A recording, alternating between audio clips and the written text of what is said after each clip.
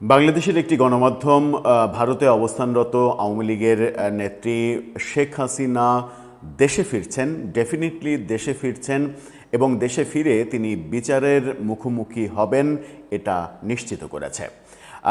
বাংলাদেশের এই গণমাধ্যম বাংলাদেশ টাইমস তারা আওয়ামী লীগের শীর্ষস্থানীয় কয়েকজন নেতার সঙ্গে কথা বলে তাদের সোর্স অনুযায়ী এই তথ্য নিশ্চিত করছে। তার মানে কি সত্যিই শেখ হাসিনা ফিরছেন? শেখ হাসিনা ফিরলে সেই প্রস্তুতি নেয়ার অর্ডারও দেয়া হয়েছে, এরকম তথ্যও তারা দিচ্ছে এবং শেখ হাসিনার ফেরার ব্যাপারটা আগস্টের 15 তারিখের মধ্যে হতে পারে সেই কথাও বলছে।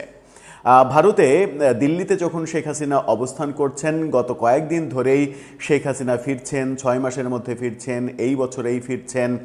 শেখ হাসিনাকে স্বাগত জানানোর জন্য বিমানবন্দরের ওই এলাকা, পুরো এলাকা জুড়ে 2 কোটি লোকের মানে সমাগম করার পরিকল্পনা করছে আওয়ামী লীগ।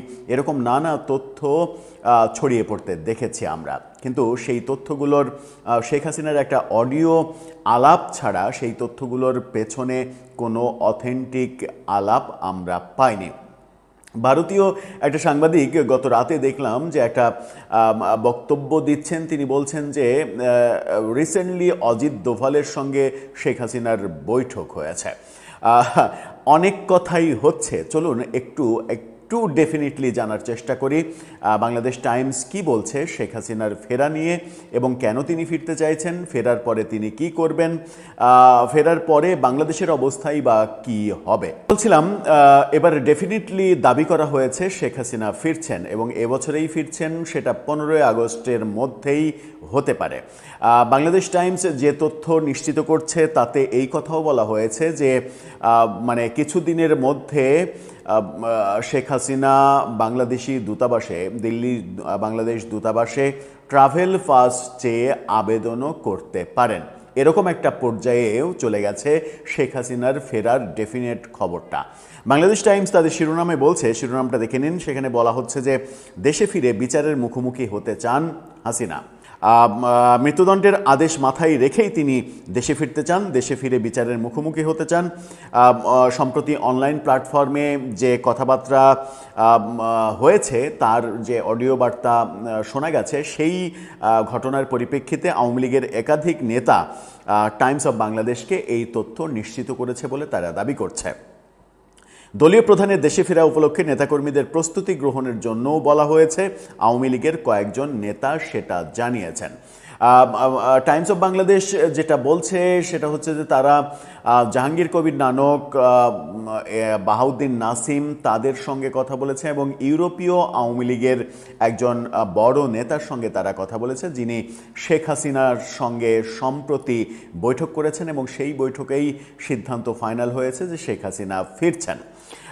এখানে দাবি করা হচ্ছে যে আওয়ামী লীগের নেতারা শেখ হাসিনা দেশে ফেরার বিষয়ে যাই বলেন না কেন, রাজনৈতিক বিশ্লেষকরা আবার অন্যটা মনে করছেন। রাজনৈতিক বিশ্লেষকরা বলছেন যে এটা এক ধরনের কর্মীদের উৎসাহিত করার জন্য, কর্মীদের ভোল্টেজ চাঙ্গা করার জন্য একটা টেকনিক, যে টেকনিকটা তিনি মানে তার পুরো জীবদ্দশাতেই অবলম্বন করেছেন। কর্মীদের উৎসাহিত করার জন্য নানা ধরনের মুখরোচক কথা বলার যে অভ্যাস, সেই অভ্যাস থেকে এই কথাটাও বলা হচ্ছে, এরকম দাবি আবার রাজনৈতিক বিশ্লেষকরা করছেন।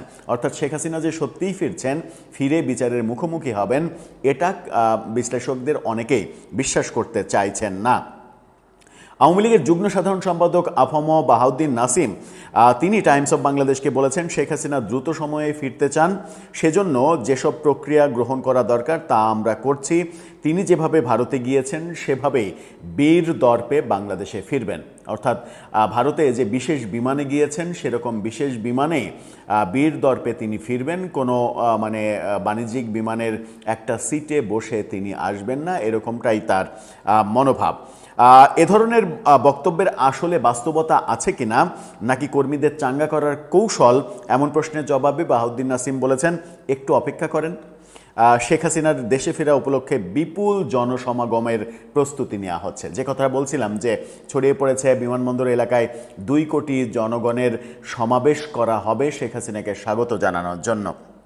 আমরা একটা ভিডিওতে এরকম বলেছিলাম যে শেখ হাসিনা সত্যিই যদি বিচারের মুখোমুখি হতে দেশে ফেরেন, তাহলে আওয়ামী লীগের যে সমর্থন রয়েছে, বাংলাদেশে ধরা হয় যে 40% আওয়ামী লীগের সমর্থন রয়েছে, সেই 40% জনগণের এগেনেস্টে গিয়ে শেখ হাসিনাকে ফাঁসিতে ঝুলিয়ে দেয়া কি সরকারের পক্ষে সম্ভব হবে? আমরা আওয়ামী লীগের আমলেও দেখেছি যে জামাতের অন্তত 2 জন নেতাকে আওয়ামী লীগ সরকার মানে আদালতের রায় থাকা সত্ত্বেও, মানে ট্রাইব্যুনালের রায় থাকা সত্ত্বেও তাদেরকে ফাঁসি দিতে চায়নি জনরোষের ভয়ে। এবং সর্বশেষ আমরা দেখেছি যে উচ্চ আদালতে সেই রায়টা পাল্টে গিয়ে আজীবন আমৃত্যু কারাদণ্ডের রায় হয়েছিল। আমি সেই 2 জন নেতার মানে নাম উল্লেখ করতে চাচ্ছি না, শুধুমাত্র বলতে চাই যে সেই 2 জন নেতাই মারা গেছেন, কারাভোগকালীন সময়েই মারা গেছেন। তাদেরকে মূলত আওয়ামী লীগ জনরোষ অনেক বেশি খারাপ পর্যায়ে চলে যাবে এই কারণে ফাঁসিতে ঝুলানোর সাহস পায়নি বলেই আমার ওই সময় মনে হয়েছে। ঠিক তেমনি আওয়ামী লীগের যে বাংলাদেশের মানে জামাতের জনপ্রিয়তা ওই সময় কত, বাংলাদেশে ধরে নেওয়া 2 থেকে 4%, তো 2 থেকে 4% সমর্থক জামাতের থাকার প্রেক্ষিতেও যদি আওয়ামী লীগ সরকার এরকম ভয় পায়, তাহলে আওয়ামী লীগের যখন 40% সমর্থক রয়েছে, ঠিক সেই সময় কোনো সরকার, বাংলাদেশে যে সরকারই থাকুক না কেন, কোনো সরকার শেখ হাসিনাকে ফাঁসিতে ঝুলানোর রিস্ক নেবে কি না, সেই যে জনরোষ শুরু হতে পারে, হবে বলছি না, হতে পারে, সেটা মোকাবেলা করতে তারা পারবে কি না সেই প্রশ্ন হয়তো উঠবে। সেই প্রশ্ন আমরা উত্থাপন করে বলেছিলাম যে এরকম বাস্তবতায় কি সিদ্ধান্ত নিতে পারে সরকার।